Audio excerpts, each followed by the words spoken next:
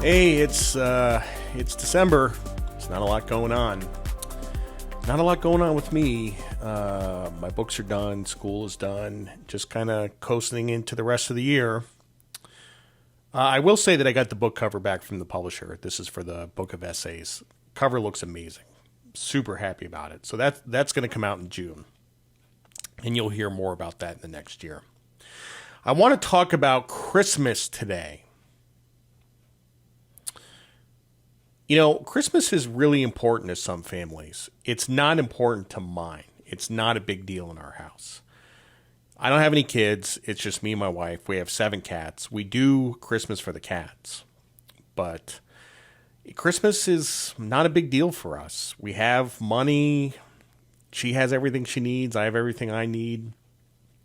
I mean, at the margin, I can get like another shirt or jacket or something like that. But, you know, we have everything we want. So, but we do have Christmas for the cats, and we have 7 stockings for the 7 cats. They're all embroidered with their names on it. And we put toys in the stockings, and we take all the toys out on Christmas. Cats go bananas. They love it. Except for Wendy. Makes Wendy a little bit nervous. She kind of stays off to the side. But the other cats go crazy. It's actually really awesome. I mean, you know, a lot of people say, you know, hey, Jared, you missed out on all this joy in your life by not having kids. And I'm like, I don't know. Like the cats it's like having kids. It's really like having kids that never grow up. They like stay toddlers, and they're like always toddlers for like 15 years. That's what it's like. So, you know, shopping for my wife is hard. Like, I would love to get her jewelry, just like keep piling jewelry on her, but she doesn't really wear it. And clothes, she kind of does her own thing. You know, I like getting clothes, but I have a closet full of clothes. The whole thing is just a huge pain in the ass. It's a big pain in the ass. And I don't have a lot of other family. You know, my mom is easy. I get her like a gift certificate to the movie theater or something like that. My brother and I used to exchange gifts, but we kind of gave up on it. So that's it, you know. We do put a lot of effort into our Christmas card. And this year's Christmas card is going to be one for the ages. I can't wait to send it out. It's going to be amazing. So, but some people go nuts on Christmas. Christmas is a big deal for some families. And you have people who make 40 grand a year who will spend 4,000 or more on Christmas. They'll spend 10% of their paycheck on Christmas. Because it's important in their family. Like, kids want toys. They make a list for Santa, and if they don't get what they want, then it's tough. And how do you have that conversation? You know, it's a lot of pressure. It's really a lot of pressure on parents who are financially squeezed to come up with money for gifts for Christmas. And inevitably what happens is they go into debt. You know, they go into credit card debt, and then they spend the next 6 months paying it off, or 12 months, or they don't pay it off, or it just gets worse. You know, that happens. So, you know, one of my things is just don't go into debt for Christmas. It's not worth it. And people do this because they can't have the hard conversation. So that's my advice on that. Don't go into debt for Christmas. And gift giving is an art. You know, gift giving is really hard. Like, I'm not that good at it. My solution always is to just buy jewelry, you know, which I'll get to in a second. But the goal is to come up with a gift idea that is meaningful, that doesn't cost a lot of money. Now, about 9 years ago, my wife got me a picture frame with 3 pictures of it of our cat Otto, who passed away in 2014. And I unwrapped this on Christmas, and I started to cry. Like, I just broke down and I started to cry. It was the best gift ever. And it probably cost her $20, you know? So that's the kind of stuff you want to do. You want to give people really meaningful gifts that may or may not cost a lot of money. So what I want for Christmas is another cat. Just kidding. 7 cats is enough. I don't want, we don't have room for another cat at this point. I'll even acknowledge that. So,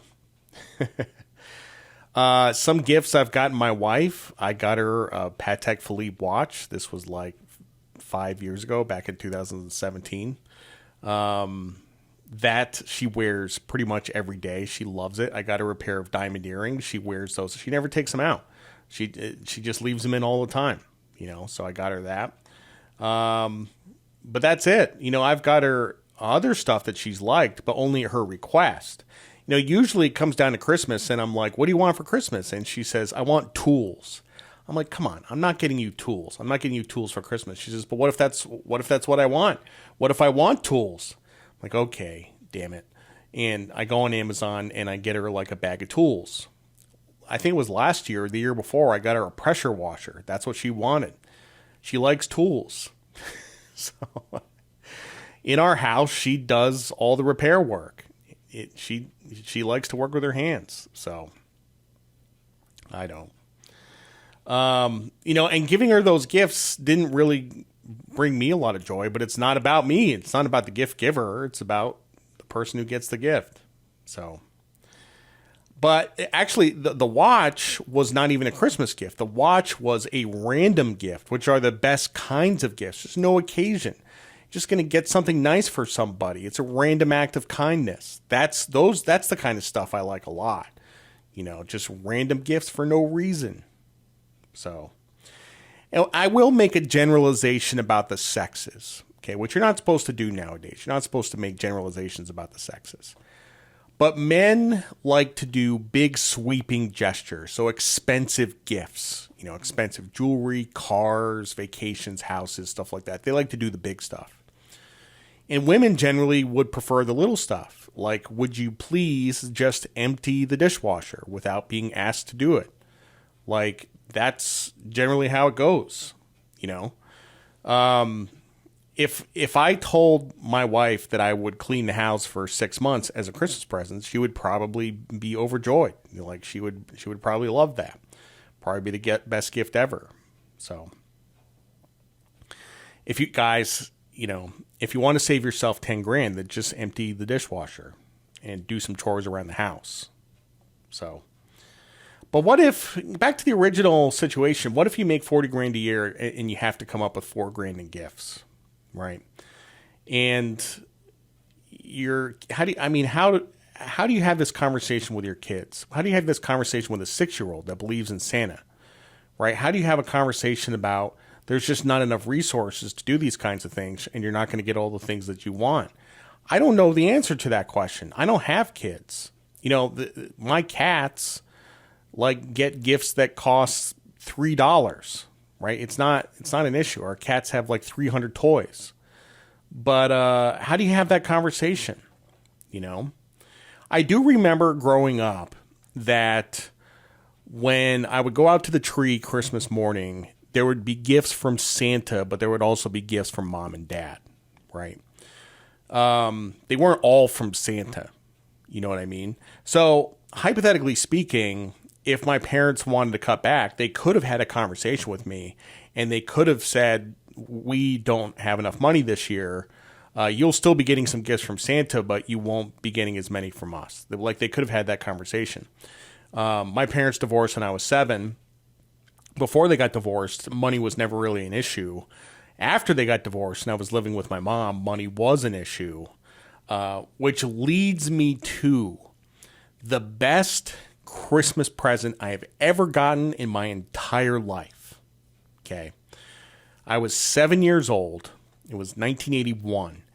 And it was 2 months after my parents separated. So we had moved to Connecticut. And we were just piss poor. We had no money at all. No money. And my uncle Jay, got me an Atari 2600, which at the time cost $200. Adjusted for inflation nowadays, that's like $800. It's like it's an incredibly expensive gift. He got me an Atari 2600. I played with this thing for 10 years, all throughout elementary school and high school. I played with it for thousands of hours. It was the best gift of all time. And it came at a time when we just had absolutely nothing. And I still think about that to this day. What a great gesture that was. And my uncle lives in South Carolina, but he lives on the other side of the state. He lives in Sumter. And I don't get a chance to talk to him much. I don't get a chance to see him much. And I've never told him this, but that was the best Christmas present I've ever gotten in my entire life. You know, because it came at a really tough time. So, but this is how people end up in credit card debt, because they don't want to have the hard conversations, you know, which is kind of true in life.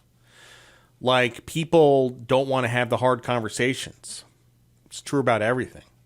So there's this term called people pleasing, right? I don't know if you ever heard of that before, but it is what it sounds like. It's somebody who has to please everybody all the time. Well, you can't please everybody all the time. Inevitably, you're going to disappoint people. So the best thing to do is to manage expectations. And you can't expect a child to understand the concept of credit card debt. But children do have an idea of scarcity or abundance, and they do understand the concept of simply not having enough money. And my guess is that if you are a good parent in all other respects, the quantity or quality of gifts that you give your children on Christmas is not going to determine whether they end up in therapy or not. Okay. I'm not a therapist, but just pretending that I am. Like, I don't think that a lot of people come to me and tell me about the time they didn't get what they wanted for Christmas. So, you know, I didn't have much growing up, and I never wanted for much for Christmas. And it's because my mom was a CF the rest of the year, and she was really good at saving. But the holidays, I don't care. I tend to wander aimlessly through the holidays. Sleep in till 9 a.m., eat cheese all the time. I'm kind of disoriented. I just can't wait to get back to work in January. I don't have any gigs coming up until March. I might have one in January. We'll see. I'm starting school back up in January. I'm working on my thesis and an independent study. The thesis is already done. The independent study will be writing short stories. I'm kind of half thinking about doing a collection of short stories for my next book. And it would be the hardest possible thing to do, but that's why we're here. You know, we're here to do hard things. And it would be one of these things that is hard and not very rewarding. Like, the ratio of reward to effort is definitely not going to be worth it, but I don't know. Might be fun. So I've written 2 short stories so far. The second one has a lot of work to do, but I wrote it, and yeah, this is an exceptionally high degree of difficulty. And if I'm going to do a collection of short stories, I need like 15 to 20. Like, I have a long way to go. So, but like I said, those bastards, 69 essays, will be released in June, and I want you to buy 10 copies. And I'm being serious. Buy 10 copies, because this is going to make a great gift. You can hand this out to anybody. 10 copies. If you can't buy 10, buy 5. If you can't buy 5, buy 2. At least buy more than 1. Let's put it that way. So, my friend Turney Duff, the blurb for the book is "The best advice you never asked for," which is an outstanding blurb. Thanks for listening to the Be Smart podcast. I'm Jared Dillian. See you next time.